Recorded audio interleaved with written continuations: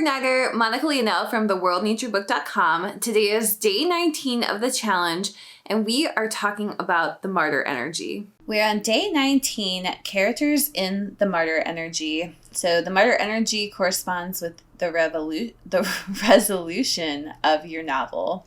And it's basically your character is going to go into this final battle, and they are sacrificing themselves either physically, or it could be emotionally. They're sacrificing themselves in order to save the world, save the relationships, save the team, save their lives, save their loved ones' lives, whatever the stakes are for that ending.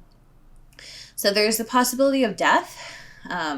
There's, for a romance, it's usually not death, though sometimes it is, like a thriller romance.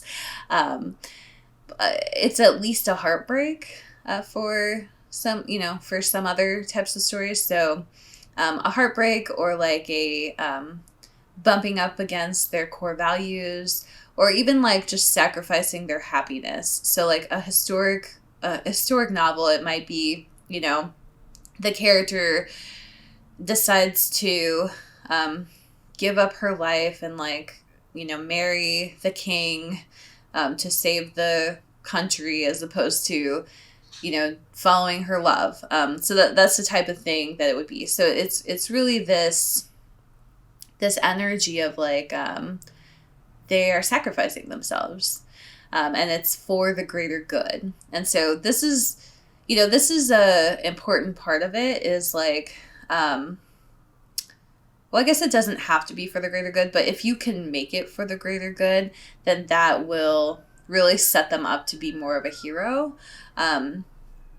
If you can't, that's okay, because it doesn't always work out that way, where it is for the greater good in that sense. It could also just be they have to, save their own life. But typically you want the stakes to be something outside of themselves. So they're going to put their own life on the line to save someone else, or the equivalent of that, if your story is not, that it doesn't have that high of stakes. So if it's a romance, they're going to put the relationship on the line in order to in order to protect somebody or whatever it is.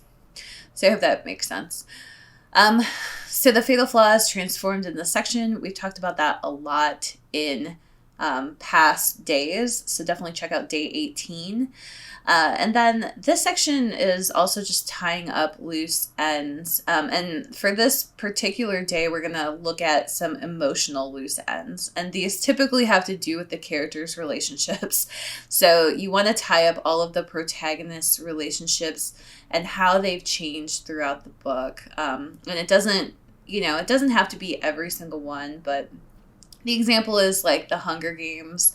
The ending is Katniss has to come clean to Peeta that she was kind of faking the relationship to save his life.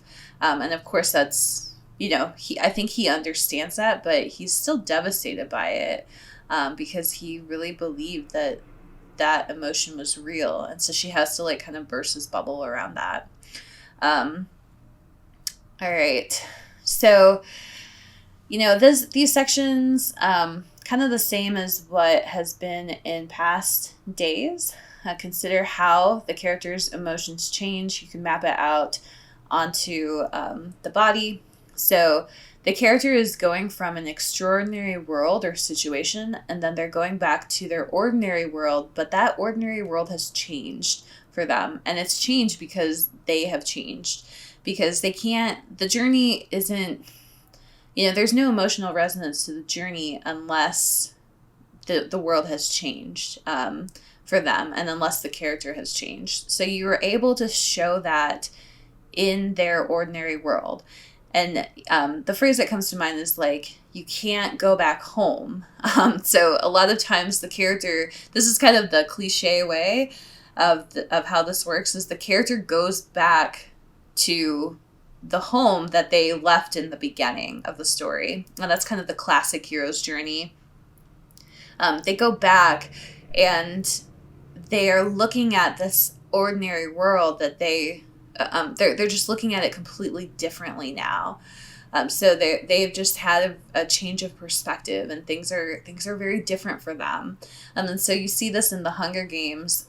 You really see it in the next book of the Hunger Games, where, basically, she goes back and she's technically a hero, but now she has this complicated relationship with Peeta, and now her relationship with her friend Gale has also changed, because Gale, who was also pretty much in love with her, just watched her pretend to love this other guy on TV, which is, sad for him, I'm sure, and difficult for him.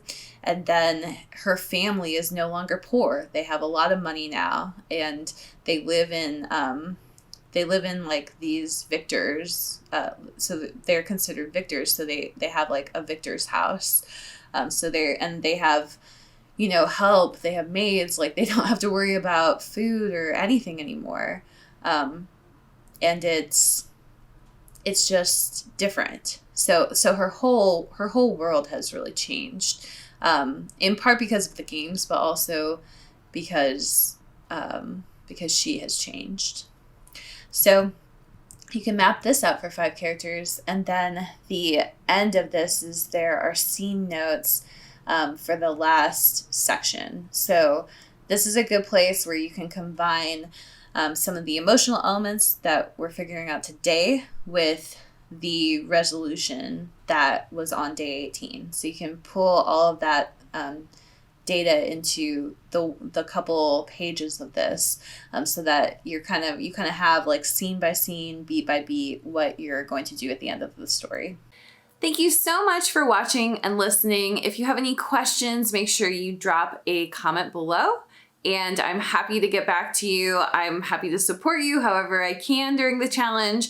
If you haven't signed up for the challenge, then make sure you do so. Even though we're day 19, it doesn't matter. There's still plenty of time. We're not even 2/3 of the way through. So make sure you sign up. There are links in the description. I hope this has been helpful to you. Have a wonderful day.